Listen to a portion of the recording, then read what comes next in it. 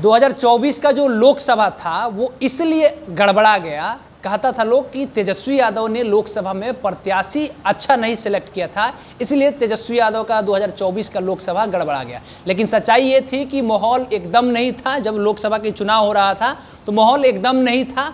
सोचा जा रहा था कि किसी तरीके से 4-5 सीट आ जाए। राजद के बहुत सारे ऐसे नेता थे, कह रहे थे कि जब जीरो एमपी है तो ऐसे सिचुएशन में अगर हमारे पास 5 भी विधायक सांसद आते हैं तो बहुत बड़ी बातें होती हैं। खैर, ये तो लोकसभा की बातें हो गई। विधानसभा 2025 को लेकर के हर पार्टी इतना मजबूती से तैयारी कर रहा है कि 2025 के विधानसभा में हम ही मुख्यमंत्री बने। नीतीश कुमार भी कह रहे हैं कि हम पुनः बैक करेंगे, प्रशांत किशोर भी कह रहे हैं कि हम पूर्ण बहुमत से सरकार बनाएंगे। भारतीय जनता पार्टी भी इस बार कुछ अपने आप को स्टेबल करने की कोशिश कर रही है। चिराग पासवान भी कह रहे हैं कि इस बार हम ज़्यादा से ज़्यादा सीटों पर फाइट करेंगे। लेकिन इसी बीच में ये भी चीज़ें हैं कि बिहार का जो एक विधानसभा है उसमें प्रत्याशियों का अपना आपसी द्वंद्व है वो जारी है।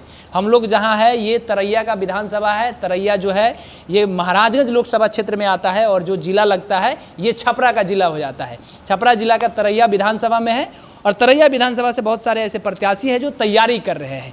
उसी बीच में हमारे साथ में यहाँ वकील राय जी है, डॉक्टर वकील राय जी। इनसे जानते हैं कि भाई तरैया विधानसभा पिछला बार आप लोग काहे गड़बड़ा गया? तरैया का विधानसभा चुनाव आप लोग काहे गड़बड़ा दिए? देखिए, इसमें सबसे बड़ी वजह है कि सभी लोग इस बात को जानते हैं कि प्रॉपर जो तरैया के रहने वाले हैं, ये सबसे पहले पता है, सभी लोग जानते हैं कि यह यादव बहुल क्षेत्र है। यहाँ यादव को अगर टिकट मिलता तो पूर्ण रूप से यह टिकट राजद के खाते में जाती, लेकिन ऐसा नहीं हुआ।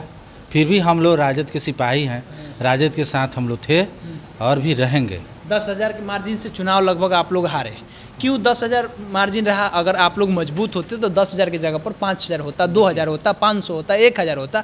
इतना मार्जिन कैसे हो गया लोग? देखिए, इतना मार्जिन कुछ नहीं था। सबसे बड़ी बात है, जिस कैंडिडेट जिस जाति से आते हैं उस जाति के लोग यहाँ तरैया में वोट नहीं दिया। ये पूरा बिहार देख रहा है तो जाति बताइए कि प्रत्याशी कौन थे, तब न पता चलेगा। देखिए, इसके पहले सिपाही लाल महतो जो अमनौर विधानसभा से आते हैं, इसके कारण यही है कि वहाँ से आए, उनको यहाँ के जो लोग के नाम पर एक्सेप्ट नहीं किया। एक्सेप्ट नहीं किया। दूसरा नंबर भी हम लोग यादव मुस्लिम सबसे ज़्यादा जो MI समीकरण होती है, इसमें हम सब लोग मिलकर सब लोग यादव और मुस्लिमों को वोट दिया। अदर लोग हम लोग जो भी अदर कास्ट के वोट है उस पर हम लिखे, लेकिन उनका जो बैक स्थिति है, उनको यहाँ जो प्रॉपर जो तरैया के रहने वाले उनका उनसे विशेष लगाव नहीं था। आज के में भी वही कहना चाहते हैं कि आज भी अगर पार्टी उनको टिकट देती है तो फिर वही स्थिति आई थी जो फिर आएगी। 2020 में जो स्थिति आई थी वहीं दोहरा दिया जा सकता है। क्योंकि आएगी कि लोग एस्टेब्लिश नहीं कर रहे हैं, ना प्रेजेंट में यहाँ रह रहे हैं, ना उनको कोई जानता है ना पहचानता है।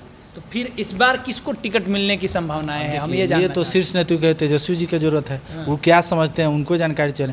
लेकिन मैं अपने इस चैनल के माध्यम से तेजस्वी जी को जरूर ये कहना चाहता हूँ कि एक बार वो अपने स्तर से या किसी को स्तर से अननोन व्यक्ति को भेज करके जरूर देखें कि अगर उस लायक जो बेहतर, चाहे जितने भी कैंडिडेट हैं उसमें जो बेहतर व्यक्ति है, आपसे भी बेहतर है तो आप उसको दे सकते हैं। वो हमें कोई दिक्कत नहीं, लेकिन बेहतर को होना चाहिए।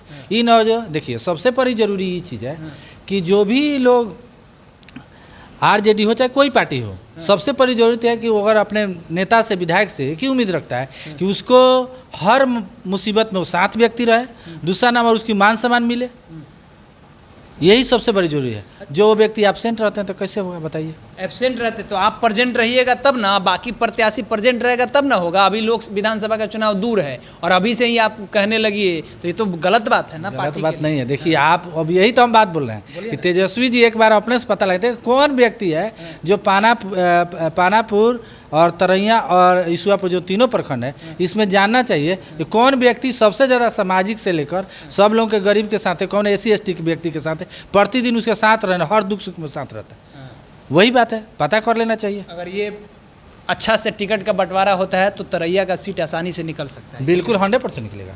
अच्छा, एकदम निश्चित है। एक बात बताइए, सपोज मान लीजिए कि आप भी तैयारी कर रहे हैं, खुल करके भले नहीं बोल रहे हैं अभी, लेकिन जब हम क्षेत्र में जा रहे हैं, लोगों से पूछ रहे हैं तो लोग कह रहे हैं कि वकील साहब भी है, डॉक्टर साहब ये अच्छा काम कर रहे हैं, इनको अगर टिकट मिले तो इनको अच्छा मतलब कि ये तरैया का विकास कर सकते हैं। हमें ज़रा बताइए कि आप अगर चुनाव टिकट नहीं मिलता है तो क्या कीजिएगा? देखिए, ये तो हम टिकट की बात इस पर मुद्दे पर नहीं करेंगे, क्योंकि ये बात जरूर हम तेजस्वी जी से मिलेंगे तो कहेंगे कि हमें मत दीजिए, लेकिन वैसे व्यक्ति को दीजिए जो सबसे बेहतर हो।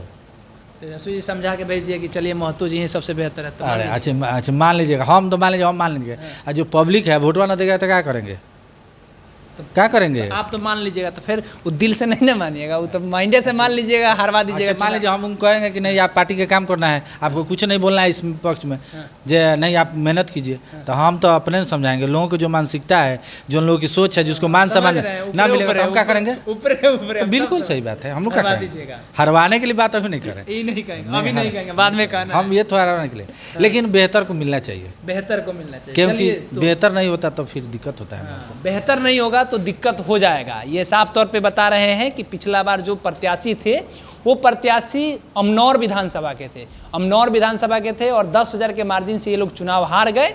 उनका ज़्यादा पकड़ नहीं था। इस बार भी अगर उनको टिकट मिलता है तो हो सकता है कि पिछला बार जो स्थिति हुआ था वही स्थिति हो सकता है। बाकी आपकी क्या प्रतिक्रिया है बताइएगा। अगर आप तरैया से हैं तो आप बताइए कि बेहतर प्रत्याशी कौन है, कौन आदमी सामाजिक मुद्दों पर काम कर रहा है, समाज के जो निचले पायदान में जो लोग हैं उनके उत्थान के लिए निरंतर काम कर रहा है। कमेंट करके बताइएगा। हमारा नाम केशव यादव है, पब्लिक स्टेशन आप देख रहे थे। बहुत बहुत धन्यवाद।